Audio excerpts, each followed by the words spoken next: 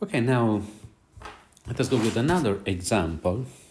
And this example is extremely important and historically important, and it is the model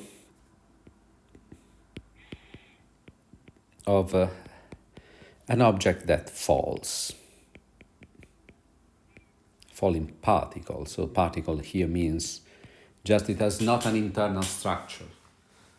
So you can follow the motion of a point, like a rigid body, and you follow the motion of a point. Or you can imagine something very small. Okay? So, and this is the problem. The problem is that you have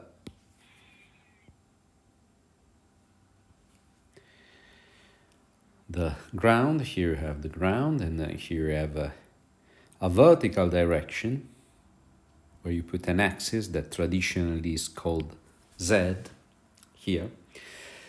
When I say the word vertical, it means that there is the gravity acting here, and so here you have your very small object, and the gravity is pushing this object towards the ground with a constant acceleration. This we know, that is equal to g.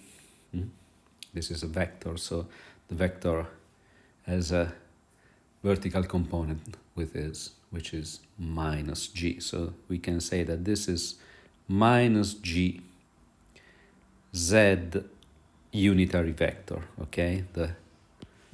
With the usual notation, this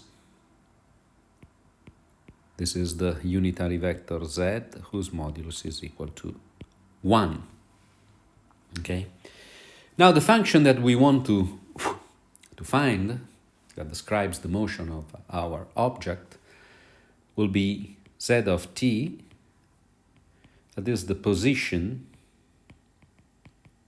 along the vertical axis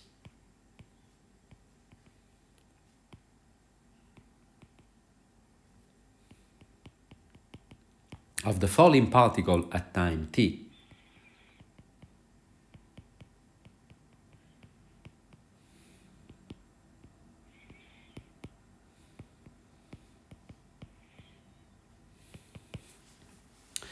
And now you know from kinematics, and if you don't know, you will know when studying physics 1, you know that the derivative of the function z is the vertical velocity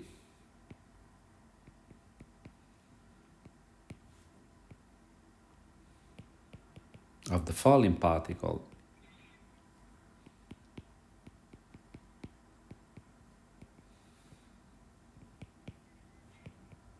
at time t, and the second derivative, z second of t, and this is the acceleration, and again we are looking only at the vertical motion, okay? So I just add the vertical at any step. I put it into brackets because it is somewhat clear, but I want to write it explicitly. However, this is the vertical acceleration,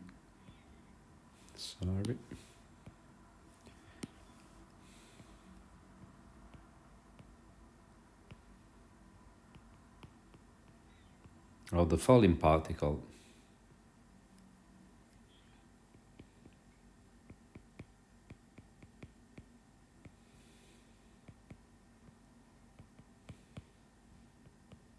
at time t. Okay, now let me call it as an experimental fact.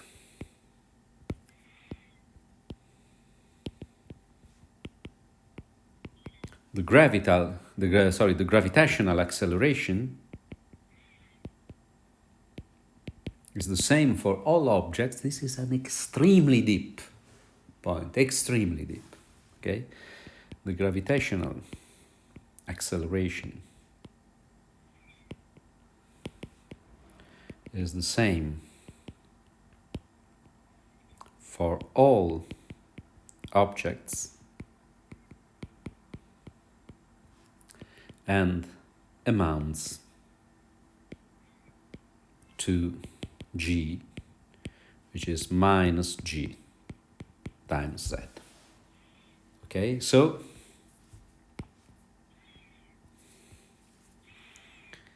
z second is equal to minus g. And this is a differential equation. This can be understood as a differential equation.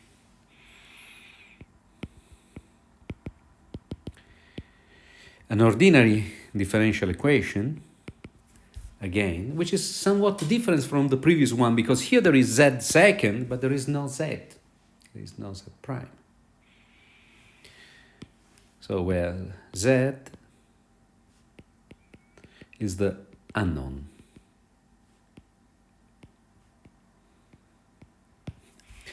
But here finding a solution is still easier than before.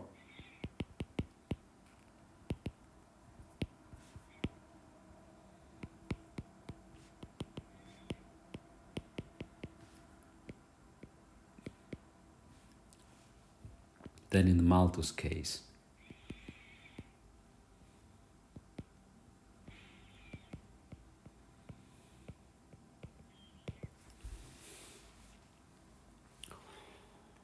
Because,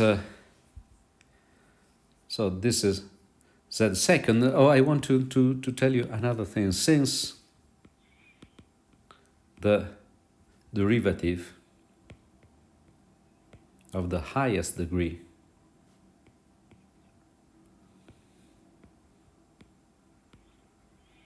in the equation is the second,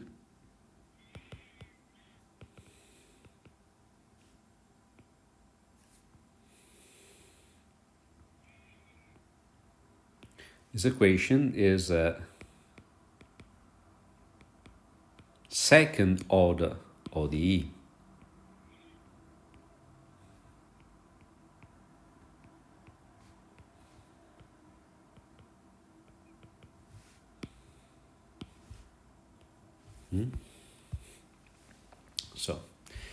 So we go to first z prime. If this is a z second, z prime can be given by just integrating in the indefinite sense z second. So you find minus gt plus c for every c in R. And z of t will be just integrate minus 1/2 gt squared plus ct plus k. Well, both c and k can be arbitrarily chosen in R. They are two arbitrary real numbers, okay? These are all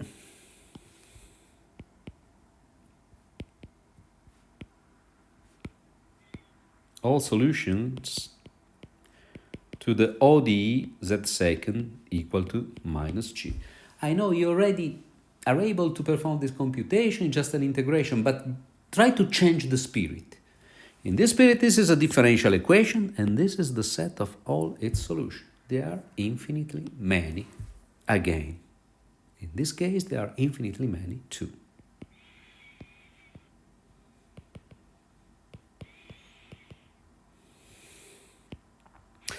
But now this was expected because we already saw it in the case of Malthus equation.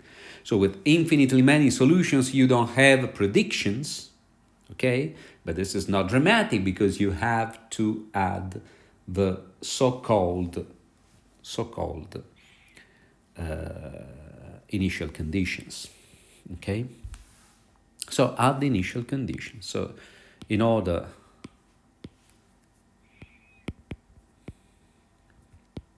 to select one specific solution,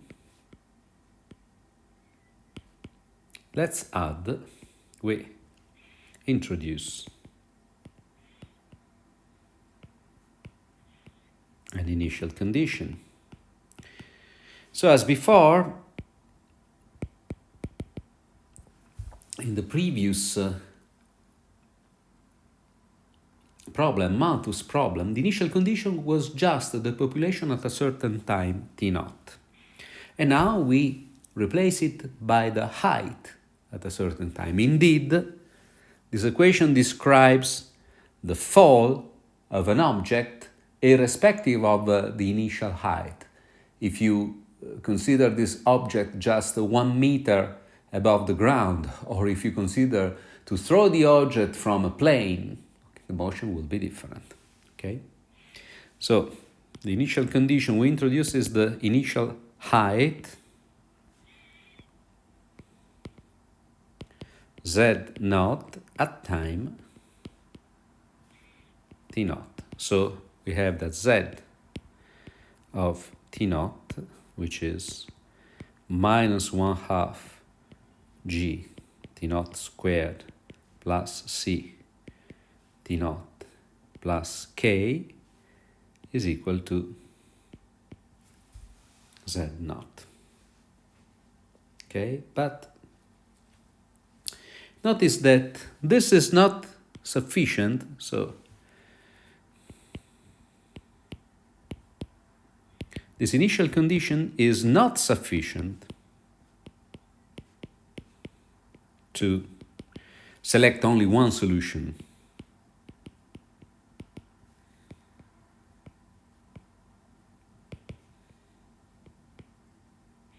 To take one solution only from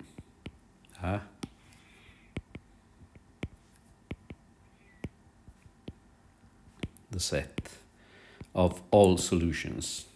Why? But simply because here in the set of all solutions there are two free parameters, two constants to be fixed, c and k. And we cannot hope to fix both of them just by adding one information, one z naught.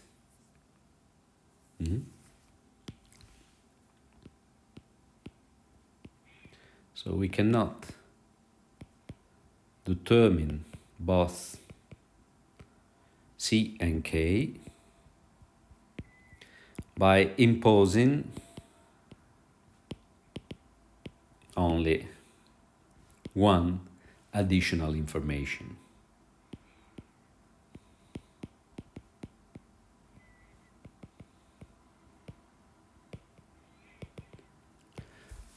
Let us think physically, okay? Physically, the differential equation is this.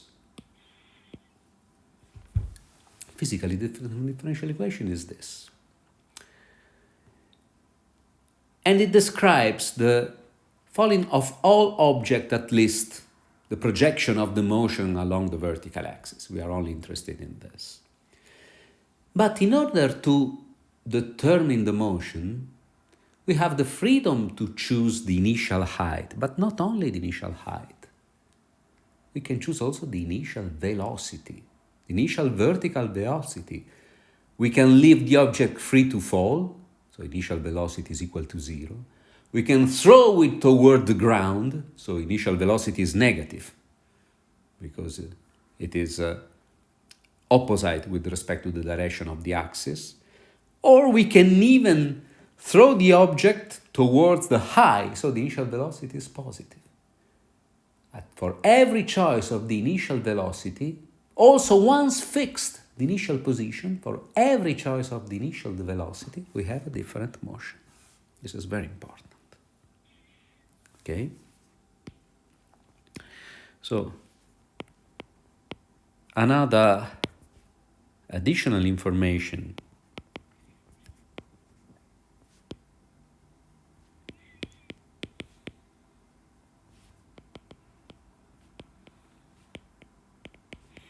has to be taken into account, has to be considered. And this additional information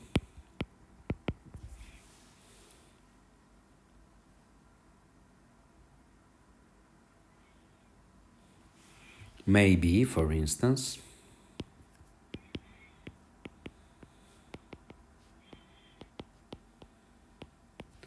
the initial velocity. So z prime of t naught is equal to v naught. But z prime of t naught is equal minus g t naught plus c. Then we have that c is equal to v naught plus g t naught. And now we go back. So z of t is equal to minus 1/2 g t squared plus v naught t plus g t naught t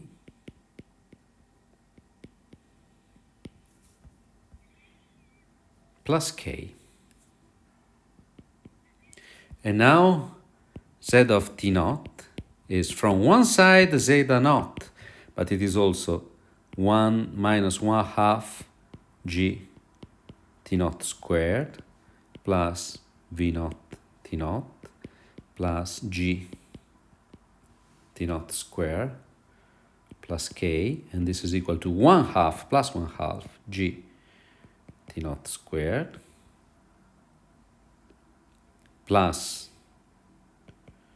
v naught t naught plus k. So we end up with k, with the term in k, which is z naught minus 1/2 g t naught to the square minus v naught t naught. And so z of t will be, this time, minus 1/2 g t squared plus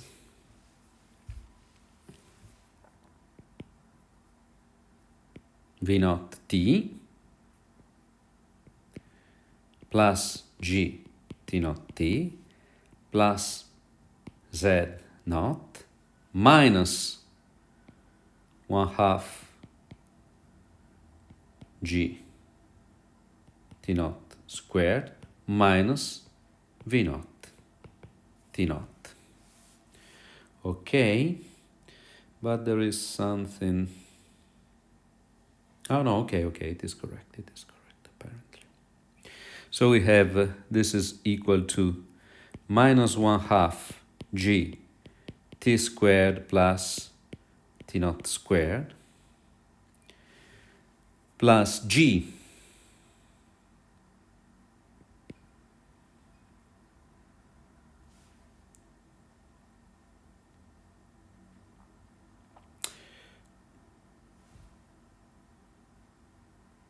let me say g t naught plus v naught t plus z naught minus v naught t naught. Okay, this is somewhat complicated, but let us verify.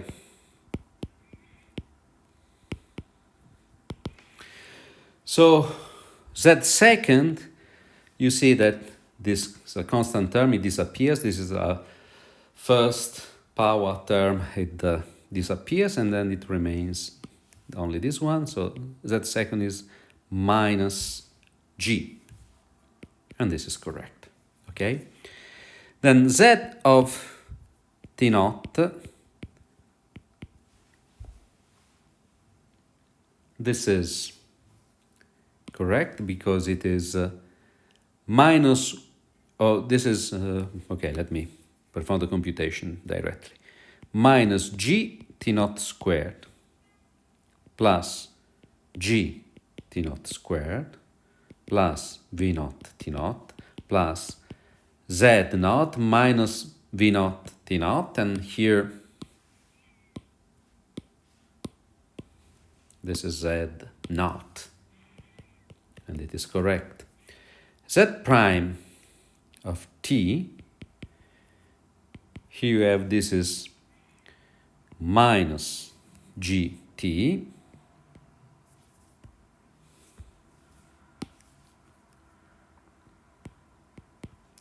plus g t naught plus v naught. So z prime of t naught is equal to v naught. And this is correct. So correct. So we verified that z of t is the only solution to z second equal to minus g that satisfies the given initial conditions.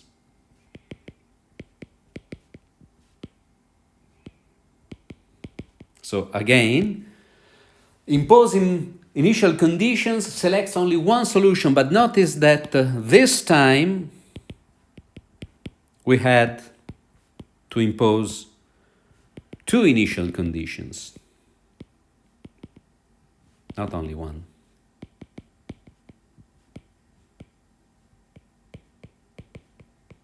Not only one.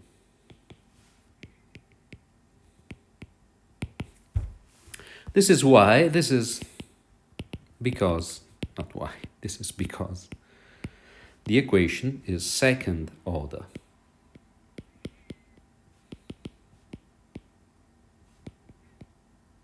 And now let me do some philosophy. I like very much to do some philosophy. So in general, Newton equation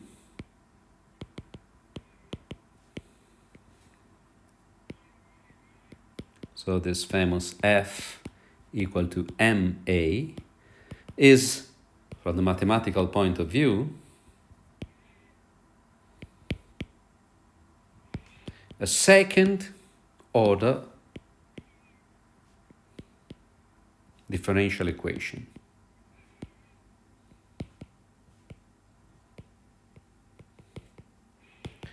Why? Because F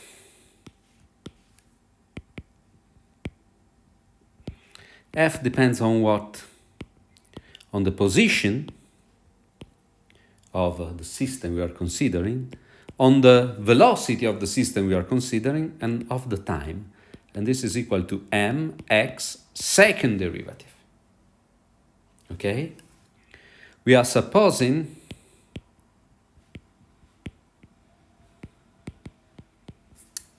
that the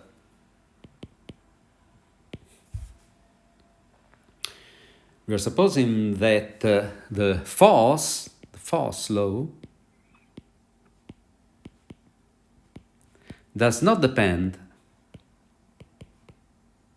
on further derivatives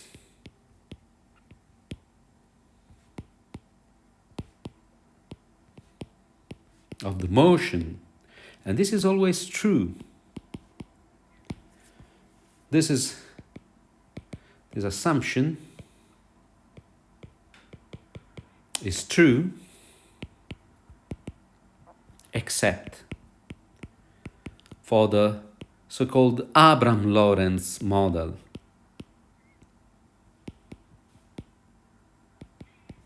That describe the motion of an electric charge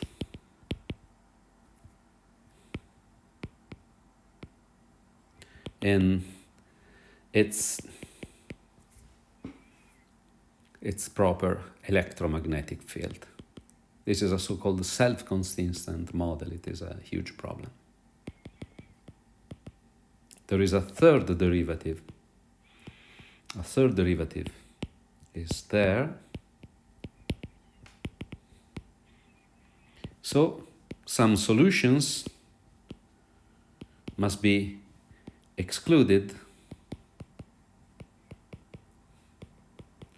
for a physical reason, not for mathematical reason. So it is a sort of strange, sort of pathologic theory, but it works very well. But okay, forget about this. In general, there is only the first derivative, not the second, nor more. And so Newton's law is a second-order differential equation. And another important remark is about freedom, freedom in the deepest sense. So, when solving a differential equation,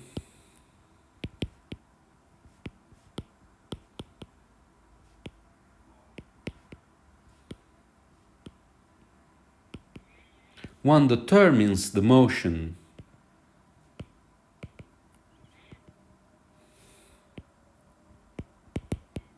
in the future, so one foresee the future, and in the past, one reconstruct the past. There is a historically very important example about reconstructing the motion in the past.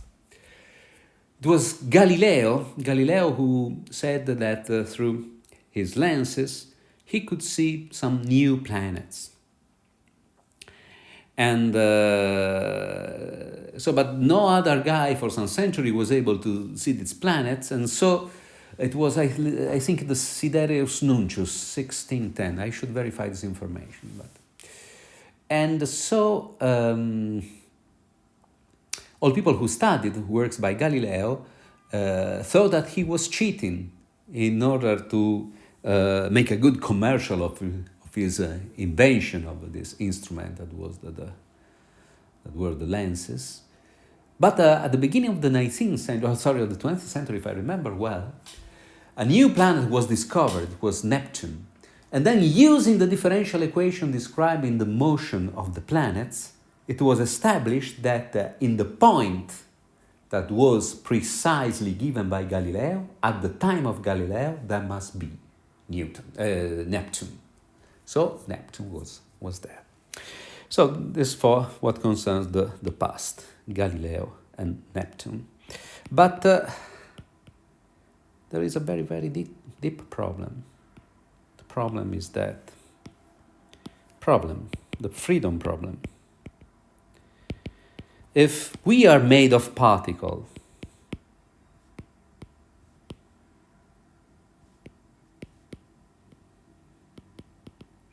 and the motion of particle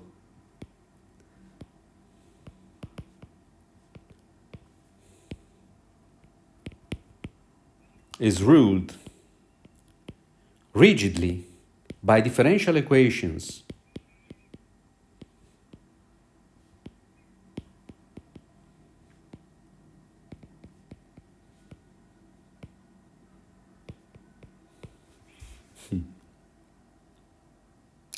and not only my motion, but also my feelings are determined by motions of particles in my brain, in my consciousness, and so on. Am I free?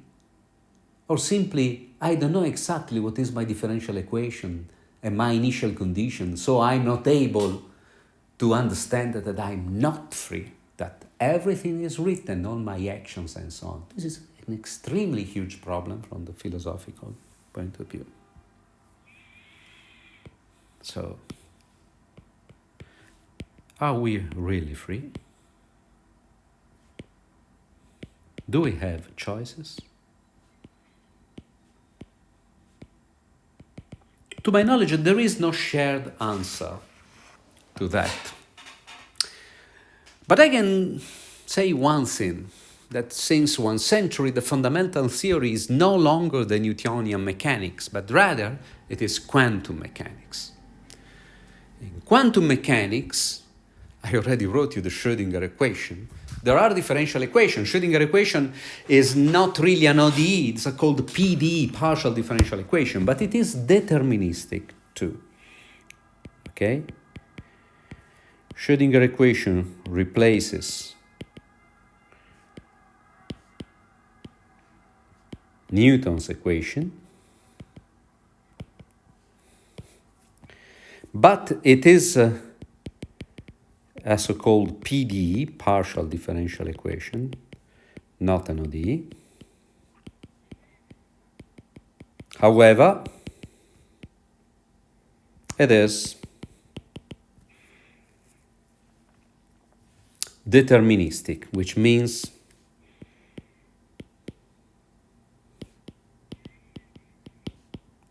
so given the initial condition,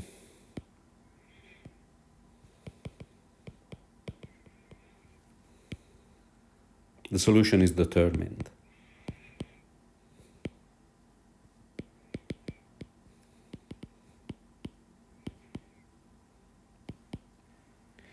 So how can be that quantum mechanics can restore a bit of freedom? It is given because Schrodinger equation works in describing the physics of a system if you don't look at the system. This is the crazy thing of quantum mechanics. But if you look at the system, so if you perform a measurement, but when performing a measurement,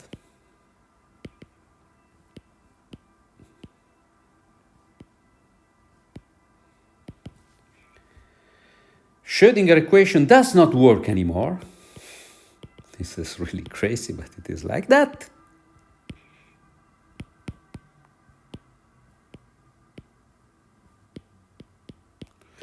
And the evolution is no longer deterministic. So it is not true that given the initial condition, then you get to the result. It is probabilistic, or as it is always said, it is stochastic, probabilistic.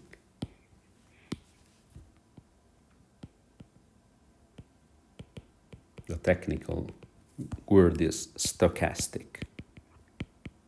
It comes from the Greek. So perhaps we are free.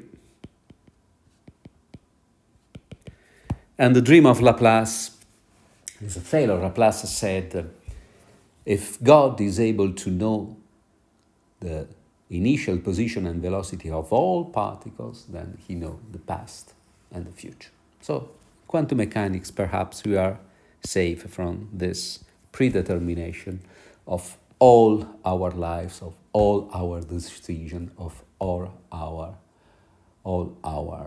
feelings. Okay, in the next lecture we go back to Malthus and the dynamics of population.